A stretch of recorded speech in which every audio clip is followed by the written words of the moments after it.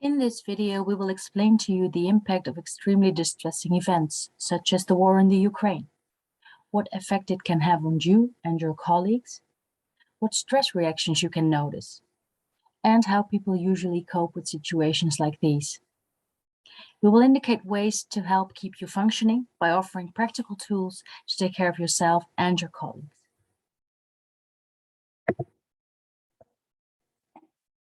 To understand the way distressing events affect us, it is good to know that we all live our lives with some basic assumptions. And these are ideas that often unknowingly shape our understanding of the world. They determine our perception of others and create certain expectations for ourselves. This refers to a belief that the world is a predictable place. And in some jobs, people have a pretty straightforward image of what their day will look like. And usually this expectation is correct. We also feel that the world is a manageable place and that we are able to influence the course of most events with our actions. We tend to feel invulnerable. Although we know bad things happen all over the world, as long as it is far away, we aren't really affected by it and we feel safe in general. We also want to believe that the world is a fair place and that people get what they deserve. This viewpoint causes us to believe that those who do good will be rewarded and those who show negative behavior will be punished. And lastly, we believe that things happen for a reason, so that we can give meaning to the world around us and how it behaves. And in fact, these assumptions are illusions because they're not necessarily true. But it's beneficial to us as well, because it allows us to remain optimistic about the world so that we can live our life without worrying too much. In other words, it promotes mental stability. And any event outside the usual realm of human expectations, such as a war, can be extremely distressing. Because such events violate the assumptions mentioned before, and all of a sudden, in an instant, you realize that the world isn't such a safe, fair, or predictable place after all.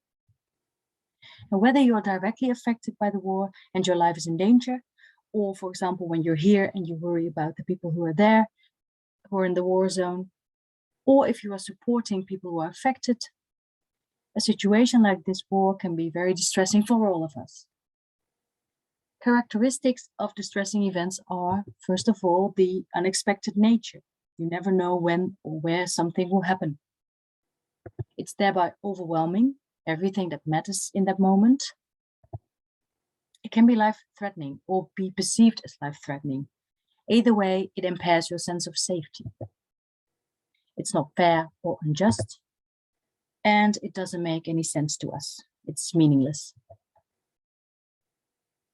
People who have encountered distressing events often felt very powerless. And this is a feeling we human beings find very difficult to deal with. It causes a great deal of stress. We know from research and experience that people may experience many kinds of stress reactions during and after being exposed to a distressing event. In acute situations, when there's immediate threat, for example, if you're under attack, your brain subconsciously helps you to escape the situation. And depending on this situation, it assesses which of the survival responses is most effective. And by releasing stress hormones, it causes your body to take action. So highly focused, your brain causes you to either fight, flight, or freeze, which happens in a split second and is beyond your control. And although people act on autopilot, it has been proven to be a very effective survival mechanism. An instant later, people become aware and realize what just happened to them. Shortly after, all kinds of stress reactions can be noticed, which are, for the most part, still involuntary responses. For example, on a physical level, you can see that people are shaking, are hyperventilating, or have breathing difficulties, feel nauseous. On an emotional level, you can see that people experience intense emotions like fear, grief, or anger. On a cognitive level, you sometimes see that people feel very helpless, are confused, or disoriented. And on a behavioral level, what we sometimes see is a need for social solidarity, where people seek comfort and support with each other. And even after the stress hormones wear out for the most part, even days or weeks after, people still can have complaints, such as having difficulty sleeping, concentration problems, upsetting memories, feelings of anger or fear or other intense emotions. In case of a war, there might be situations that are less acute, where people made a more or less deliberate choice, for example, to flee the country. However, those people can also experience stress reactions. And even if you're not directly affected at all, you might experience certain emotions, thoughts, or other reactions. Stress reactions can vary from person to person and from situation to situation.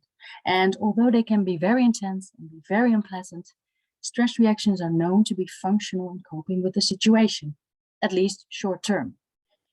Eventually, they have to decrease over time in order for someone to be able to cope well or to heal. But the good news is, this usually happens, even if people are exposed to extreme situations. This is what you need to keep in mind about distressing events, their impact, and what helps people to keep functioning. So first of all, we know that confrontation with distressing events can provoke a wide variety of stress reactions. These are very unpleasant but normal reactions to abnormal circumstances. The good news is that people are very resilient, and most of them, the majority, they will find a way to cope with distressing events without the need for professional counseling. What really helps is a supportive social context and recognition. What can be used to help strengthen resilience are psychological first aid techniques. For psychological first aid, it is important to know how to support people who are affected by distressing events by addressing and enhancing their resilience. We know that there are certain basic needs that affected people have, and that it's beneficial for mental well-being to meet these needs.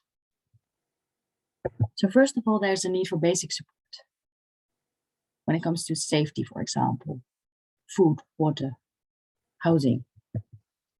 Secondly, there's the need for information about the event, or the fate of loved ones, for example. There's also a need for emotional and social support. So really someone who listens and recognizes their stories. There's a need for practical support, even afterwards, when it comes to administration, for example, or financial support. And there's a need for healthcare in general. And again, meeting these needs are crucial to mitigating the negative effects and to prevent mental health complaints as a result of distressing events long term.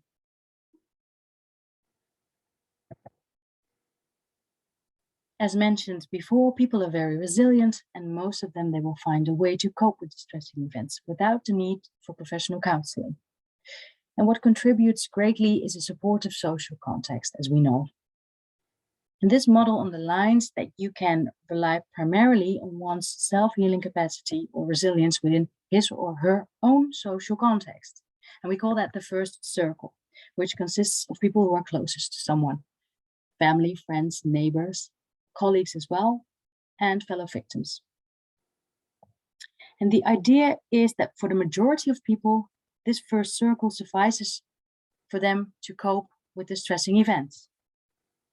And only if someone doesn't benefit enough from the support that's given within the first circle, additional support can be offered. And this can be done following a stepped care principle, where from the inside out, someone can receive more specialized care if needed.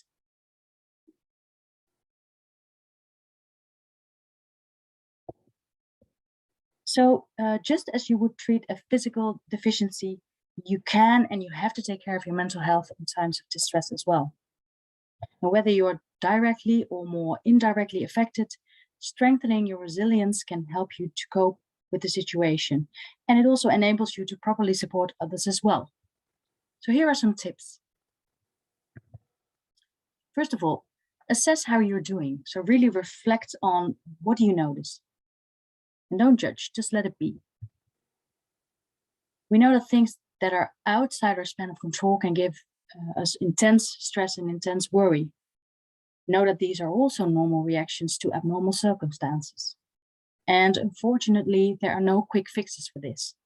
But what you can try to do is try to not let it overwhelm you or keep you from functioning. And by devoting time and energy in the things that you can do, even the small things can keep you from draining and really empowers you. So we might not be used to talking about our feelings, but opening up can be very beneficial for our mental health. Why is that? Well, because bottling up can worsen things, and putting things into words helps us to process emotions and thoughts. Moreover, creating your own narrative can be very empowering. We already know the importance of social support, but if it's challenging to be in touch with loved ones at this moment, because, for example, people are dislocated or not near, try to think of alternative options to connect, such as app groups or social media groups or other digital platforms to meet. Also, we know from the first circle that connecting with colleagues or like-minded people can help as well. You can find distraction, for example, in your work or in hobbies or things that you like. And to take good care of yourself by making healthy lifestyle choices. And these are really key to keeping yourself as mentally fit as possible. And even if you feel guilty about having a good time or not doing enough to help while other people suffer, remember that it's conditional to take good care of yourself first and foremost, because only then you will be able to help others.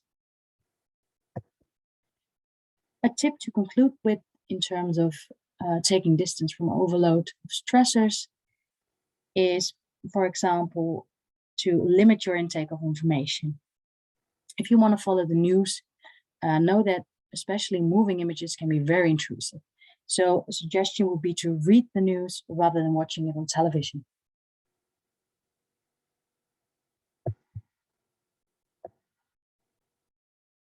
If you want to support your colleagues or other people, know that the psychological first aid techniques you can use are not only for mental health care professionals. They are not professional counseling, but they can be done by anyone. So what you can do is address the situation up front, for example, by asking how someone is doing today in these difficult times. And although good support involves listening to people, it's important not to pressure people to talk or tell their experiences if they don't want to. If the other wants to talk, then have an open and curious mind and give him or her your full attention. You can use active listening techniques to really understand what they're saying. Don't dramatize or don't downplay stress reaction, but validate that these are normal responses to extremely distressing situation. And establishing an emotional connection really helps the other to open up. So acknowledge whatever it is the other is experiencing without judgment. Try not to give advice or offer solutions right away. Usually it's enough to just be there and to listen. And you have to accept that there are things that you can't help the other with. It is not your responsibility to fully protect him or her from suffering. And keep in mind that to a certain extent, people have to experience difficult and painful emotions in order to heal. What is helpful is to ask what the other needs and see if there's anything that lies within your span of control that you can do. However, you don't want to take over things if that's not necessary. Instead, it's important and helpful to empower the other. That way, he or she will regain a sense of self-control. You can address and promote resilience by providing stress management suggestions as well, such as distraction, structure, social support, and self-care. And all the things mentioned are known to address and promote resilience. And again, usually this really helps people to cope with situations like these. However, if you feel that you or a colleague need more support, please contact our team of specialized psychologists on the following number.